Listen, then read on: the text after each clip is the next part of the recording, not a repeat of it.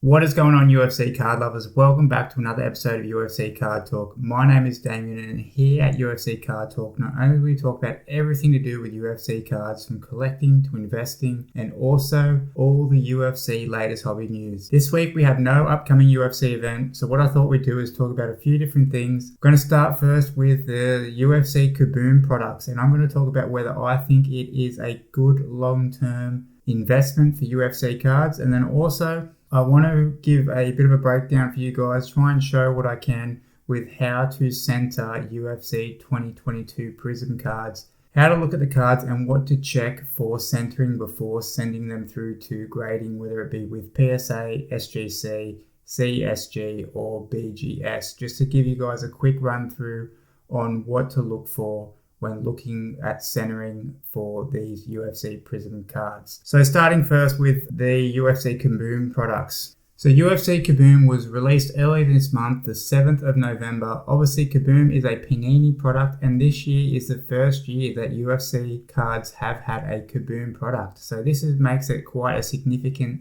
release because Panini Kabooms are quite well known throughout the sports card hobby amongst all sports, and they're quite popular when it comes to both collecting and investing. Panini Kaboom products first came out in 2013 with the first sport being basketball. It was released. It was then released in soccer in 2017, followed by NFL in 2018. We will take a look at some of the current listings on eBay for UFC Kaboom and then compare them to some of the recent sold items of Kaboom for UFC. It's actually a little bit unknown as to their population count for Kaboom cards. Panini have come out and said before with previous sports that Kaboom cards can be numbered from, they're not actually numbered, but they're actually limited to anywhere from 100 to 50 copies for each card. And I've heard all the way down to 30 and 23 for these population numbers. So it's a little bit hard to tell how actually rare this Kaboom insert is.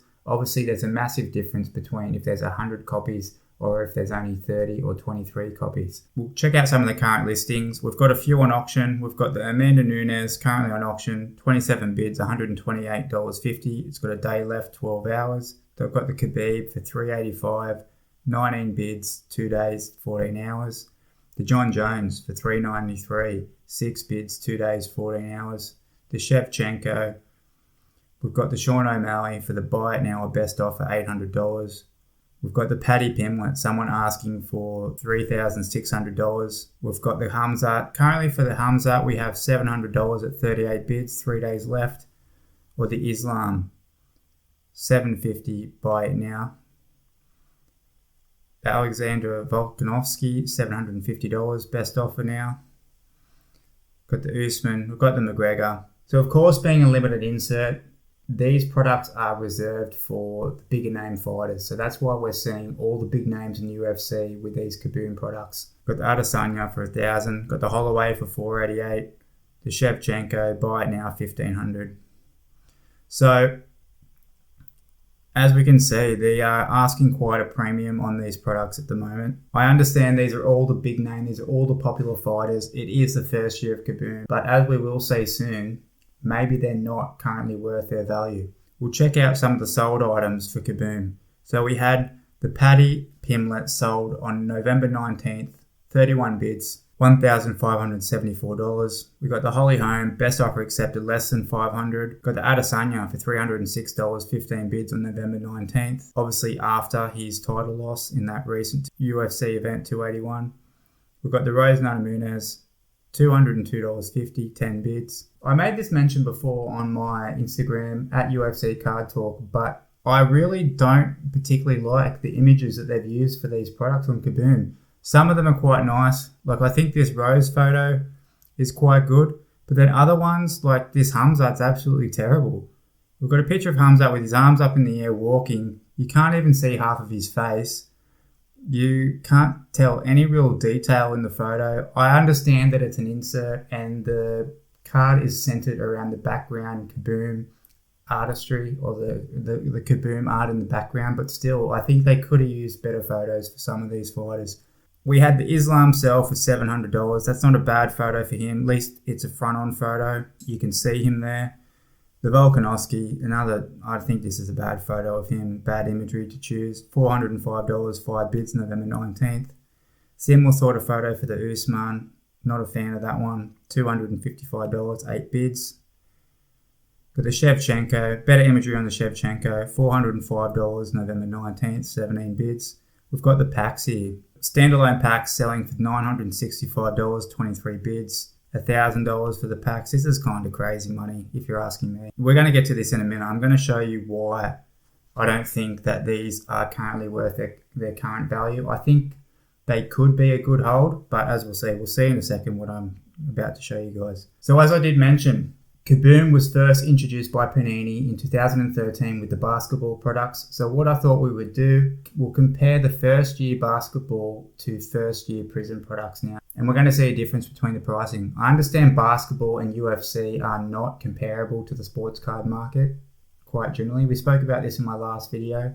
Obviously basketball hovers between that number 1 and number 2 position for the sports card market in positioning, for pricing, for market value.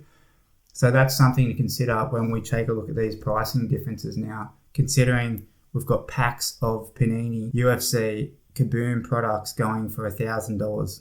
So let's scroll through some of the recent sales of the Panini basketballs. We've got the LeBron James, 12 bids, $2,000. This is CSG8.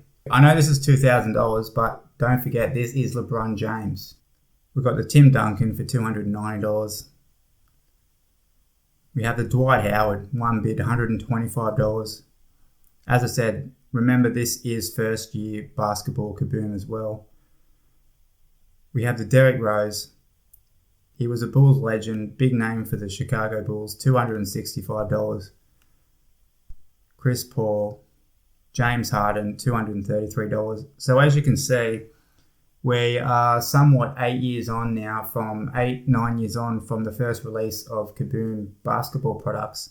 Same card market with the timing. Obviously, I think this is a good representation. If basketball, being that it is a much higher market value in general compared to UFC, if they're only getting a few $100s for some of their big name stars, Kevin Durant, $400, it goes to show at the moment that I think it's pointing in the direction that UFC cards are the UFC Kaboom, they're asking a little bit much at the moment. We'll check out the soccer product. Point here example, we have a Cristiano Ronaldo. It's a raw Kaboom from the first year of soccer, 2017. Sell for $846, 38 bids.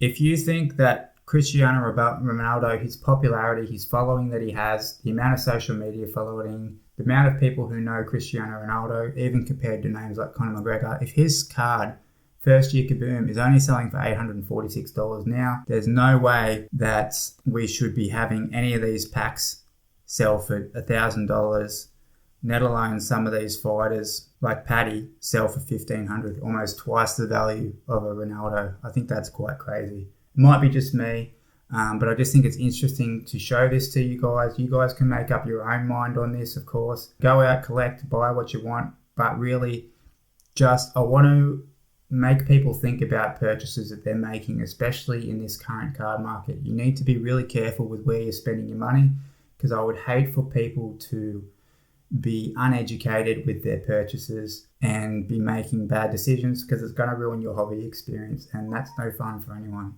The other thing I wanted to talk about in this episode was how to look at centering for Prizm UFC. Whether it's 2021, 2022, it's quite the same process. We'll take a look here now at a couple of base cards that I have just to show you guys, for example. So we'll start first with this TJ Dillashaw.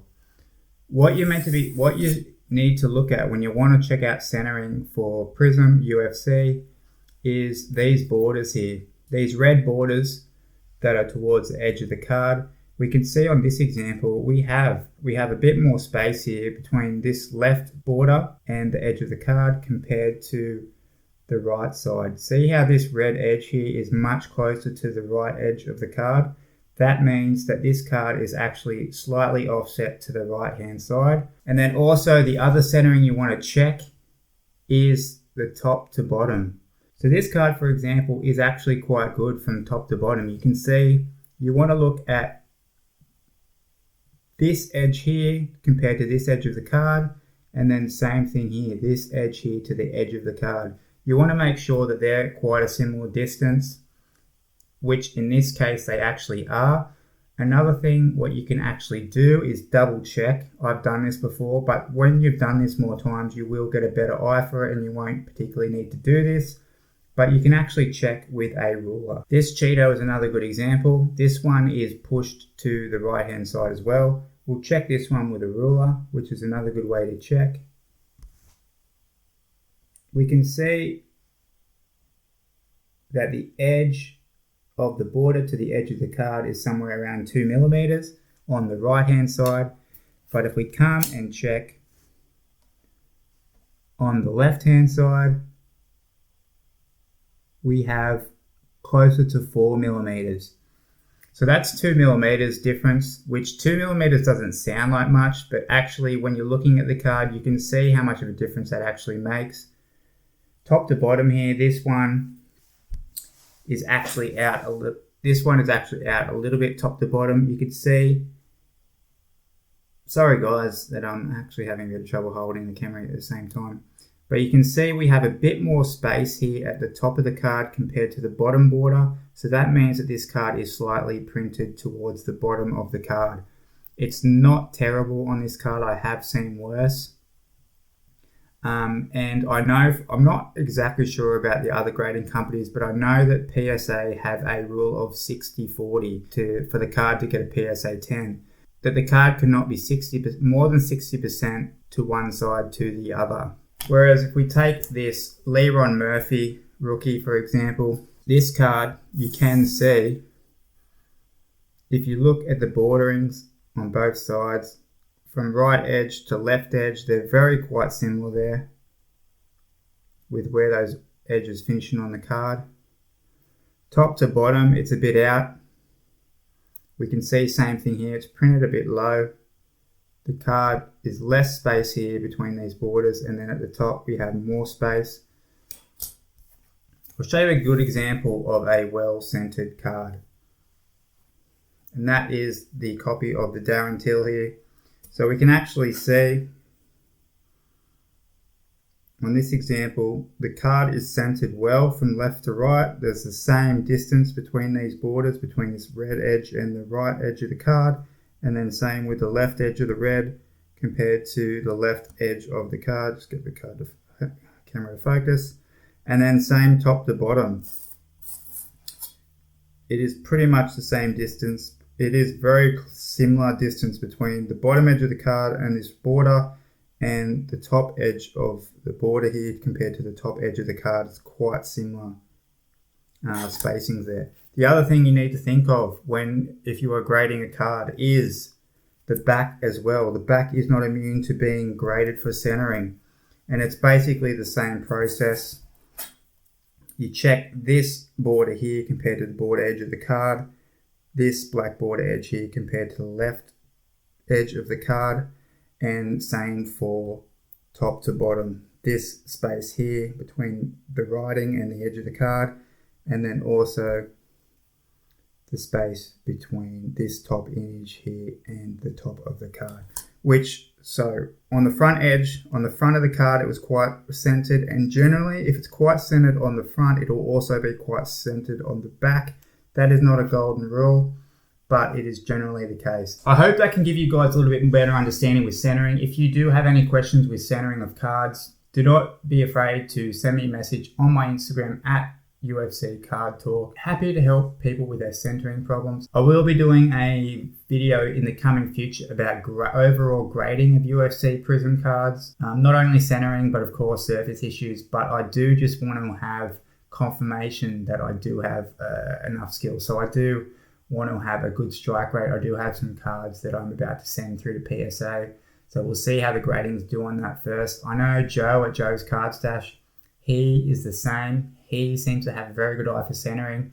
Obviously working in photography helps him a lot. Shout out to Joe's Card Stash. I know all of you guys already are watching him, but he is another one. He's talked about PSA submissions.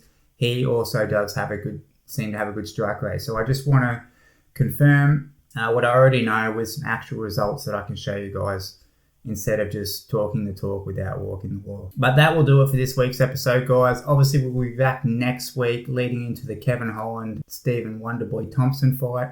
Super psyched for that event. That's got some great fights on it, so I can't wait to talk about those card prices in next week's episode. If you guys haven't already, make sure you check out my video on the UFC Card Talk $15 challenge. Get your submissions in before November 31st.